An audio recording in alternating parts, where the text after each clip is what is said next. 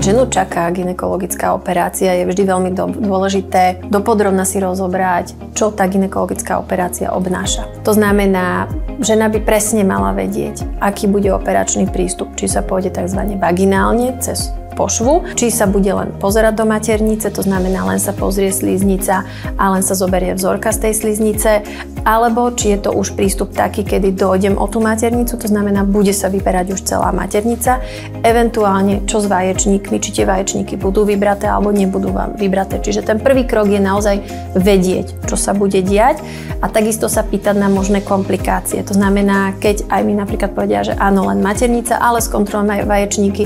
Dobre, a keď sa niečo nebude zdať na vaječníkoch, že teda mohlo by to byť nejaké podozrivé z nejakého maligného alebo teda nejakého procesu, tak samozrejme vyberieme tie vaječníky a podobne. Čiže ten prvý krok je naozaj byť plne informovaná, čo ma počas tej operácie čaká.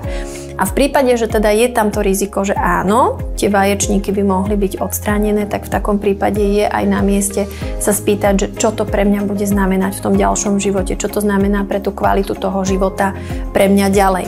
Samozrejme, táto otázka by mala padnúť vždy, keď ideme na nejakú gynekologickú operáciu. To znamená, aj keby to mala byť len vyberanie tej maternice, veľakrát je tam tá otázka, a ako budem fungovať ďalej, nebudem mať menzes, ako mi pôjdu hormóny.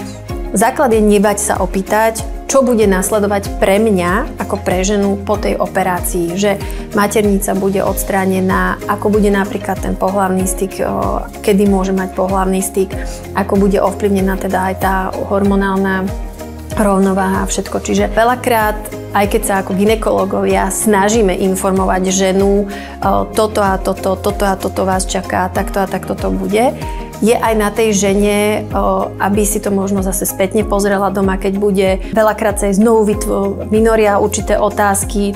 Toto som sa nespýtala. Zapísať si tie otázky a prísť alebo pri príjme už potom na tú operáciu sa spýtať, alebo aj keď už je po operácii vyslovene sa spýtať a cielene, aj keď sa opakovane, je to váš organizmus, vy máte vedieť o svojom tele. Takže vždy je dôležité byť dôkladne informovaná, pýtať sa.